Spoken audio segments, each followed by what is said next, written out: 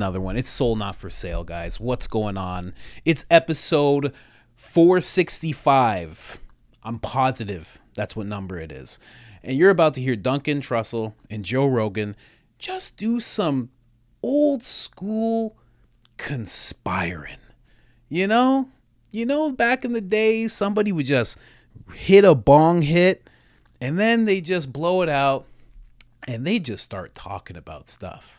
Talking about things they think, talking about the way that the world could be. And in this episode, you're about to see them talk about the president and how he could be a figurehead, and just the way that politicians, walk into office with their pockets turned out like an old 1950s movies, and all of a sudden they walk out just covered in gold and diamonds with all of the stock secrets that you could possibly want from the stock market.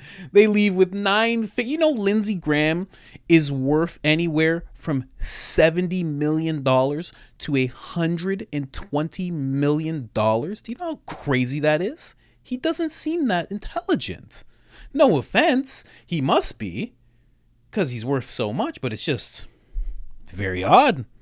You ever see what a senator makes? It's like a little under $200,000. Maybe it's a little more, but it's definitely not $70 million.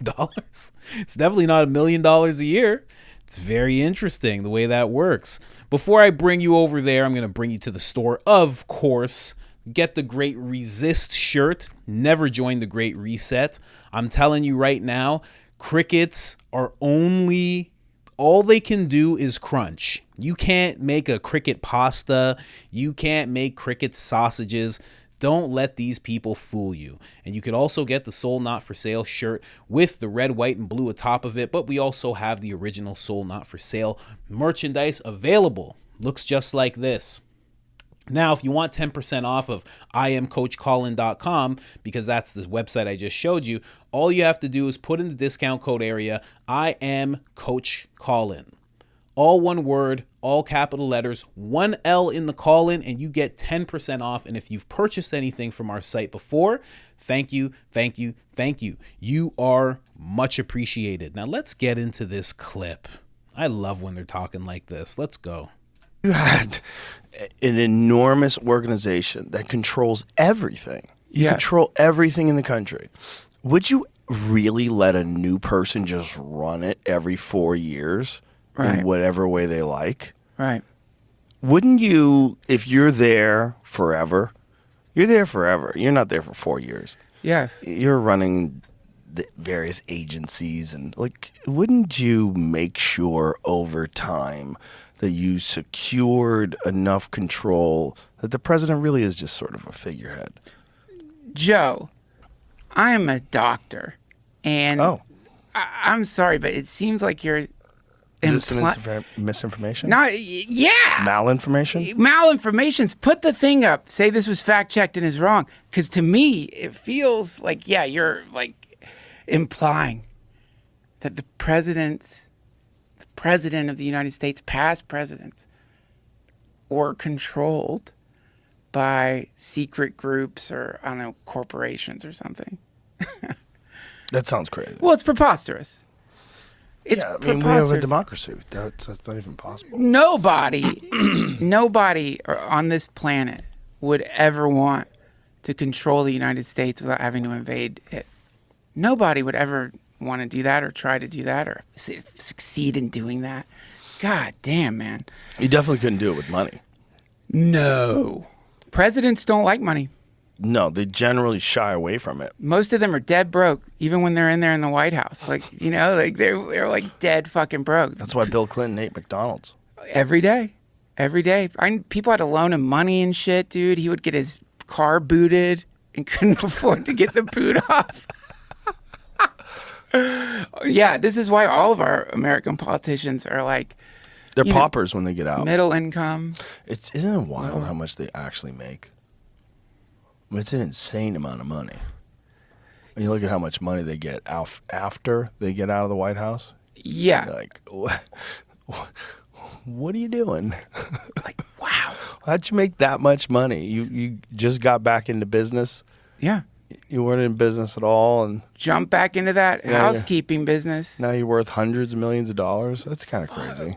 Just some, actually, I have a blind investor. I have what do they call it, where they don't know the investments being made? Like, I just happen to have like a really good business dude who like invested the $10,000 I saved up before I became president, and it turned into millions. The most transparent one is speaking fees.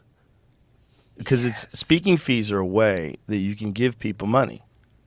You can just give them money, and they perform a thing. They talk, and it can be the most uninspired, nonsensical horseshit talk. It doesn't matter.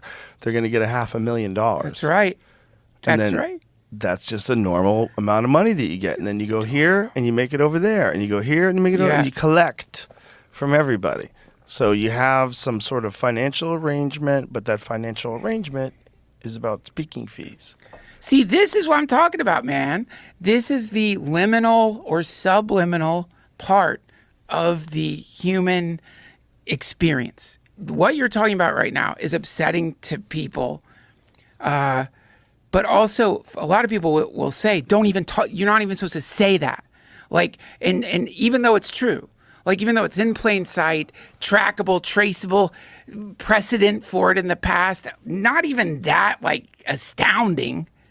You are supposed to like rest in this strange dream world where human beings experiencing some of the most power you can have in the world don't go a little or totally or completely insane, or don't get hijacked, or don't get like, we're supposed to pretend that doesn't happen. Right. When you look at the president, look, like, does Biden seem like he'd be hard to trick?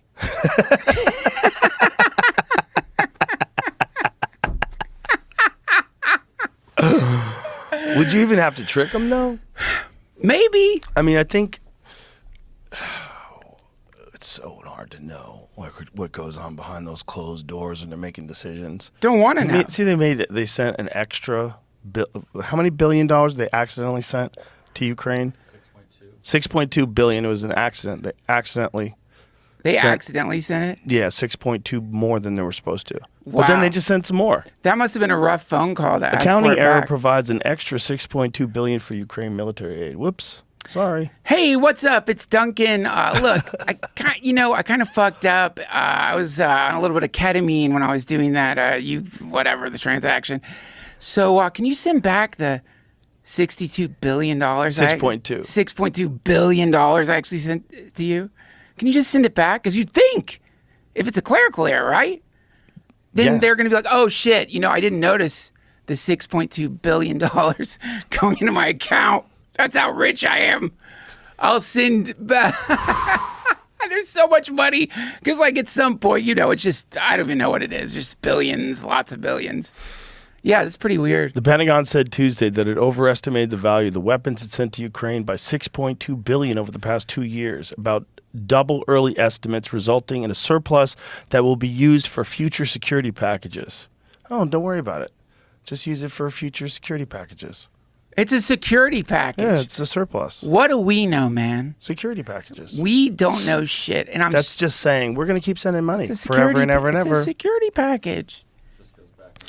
It'll just go back into the pot of money that we have allocated. That's a big fucking pot. For the future Pentagon stock drawdowns. Look at that. Future Pentagon stock drawdowns. Ew. Why does that sound like they're playing a game? You know what I'm saying? That's like, sounds like a game. Carlin's got the ultimate bit on it, man. Like the evolution of war language, it used to be called shell shocked, but then they changed it. Yeah. Like it's the whatever that language is inevitably confusing. It's confusing, and it's also it has this air of authority to it, like the judge wearing the robe. Yeah. And now it is called democracy. When you talk about Ukraine and everything that's going on there, it is called democracy. And if you are against it, you are the problem. You are the communist. But I just like that whole rant they just went on talking about the president being a figurehead, which, of course, I agree with them is complete nonsense. Doesn't happen. It's a very noble position. And, Barack Obama would have left being worth hundreds of millions of dollars, whether he was the president or not. Because he's a skillful black man. That's the way it goes. I actually was checking on Lindsey Graham's net worth. It's actually over $100 million. So I thought it could be like 70. No, but it's over 100, basically. Crazy. Just crazy. But you know what? Just, skillful businessmen. That's all it is. Because, that's the way it works. His salary. Oh man, I went into the whole thing. His salary's like $40,000 a month, which is a lot to be doing such a poor job. But besides that, I mean, just hundreds of millions of dollars. It's wild. It's absolutely wild. That's like you finding out right now that I make $50 million a year. You'd be like, what? What are you talking about? Your video has 1,000 views. What are you saying to me right now? And I was just like, yeah, I just, the thing is the camera and then the YouTube and then, it just works out. I don't know. You'd be like, this is crazy. He stole things. He did something. But it'd be wrong of you to suggest that about me.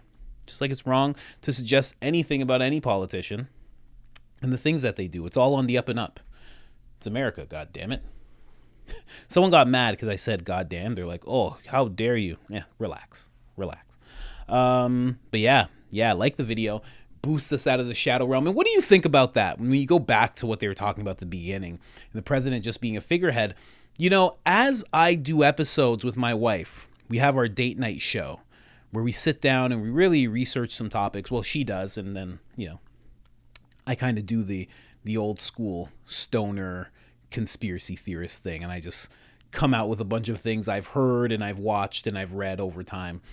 You really do start to see, like, there are some people who are not elected like presidents, but they're in the government, high positions for a long time, like really long time. I wish I could pronounce the guy's name. I think it was Melancer.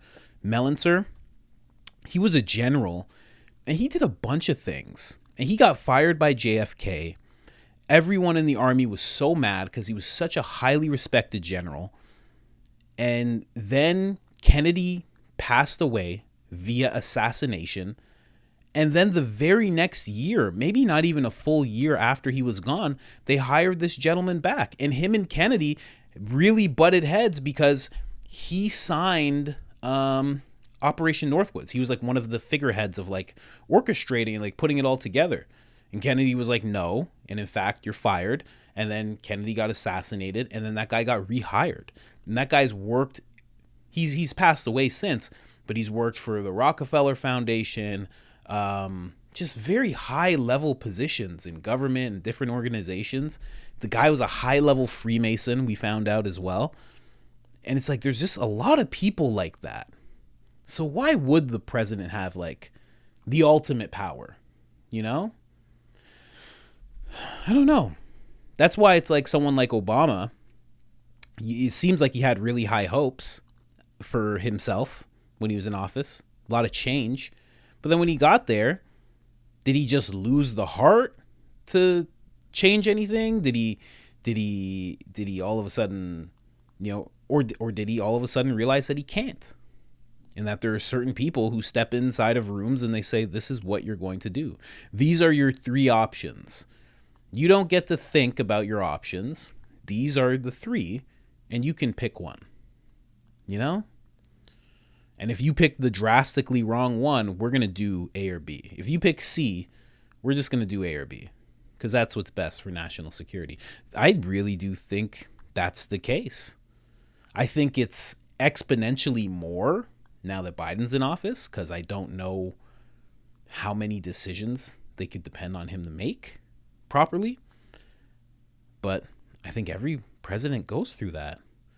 I think the reason that they hated Trump is because Trump actually realized like, no, I have this amount of power and I'm going to do what I want. And I can hire people in certain places. I'm going to install people in high places and we're going to work it out. All of us together. We're just going to work it out. and I have last say. I think that's what he was doing. I think that's why he was hated so much by pretty much everyone in government, because he was really just doing what the president's supposed to do. He's supposed to be the commander in chief. He's supposed to have that confidence and make those decisions. I think Trump actually was, and that's why he was so such an outsider. I think that's why RFK Jr. is being looked at in such a heinous way. Like, him running is like the worst thing that could possibly happen. Yeah, it's really interesting. Really interesting. When you start looking into history a little bit, looking into what's been going on, you know, in the government, really interesting. Really makes you wonder. You know, when people talk about a shadow government, I think they just have the wrong idea. I think they think it's, you know, somebody in a palace somewhere who's really pulling the strings. I think it's just all the people who are around, you know, heads of, you know, head, like, you know, if the head of CIA is the head of CIA for 30 years, it's like he's watched presidents come and go. And same with any organization. And they probably all talk, and they're probably like, oh, there's a new guy now. It's like, yeah, I'll talk to him, but we have to do what we have to do. And it's like, I don't know. Becomes really clear. So I don't know if there's a shadow government per se, but there's some people who are just in these high positions. Like when I was in film and television, you think of film and television, you think the actors are the people because those are the people you see. Of course you think that they're the head honchos. They come on set and they say, I want this. But in reality, in a lot of cases, they're like meat puppets. And they walk in and somebody says, stand there, don't move, don't ruffle this, don't mess up your hair, just stay there, please. You know, like that actually legit happens. And there's a bunch, and then you think it's like, oh no, it's the director that does it all. And it's like, no, there's someone walking around telling the director what to do. And there's a producer, and the producer has people telling him what to do.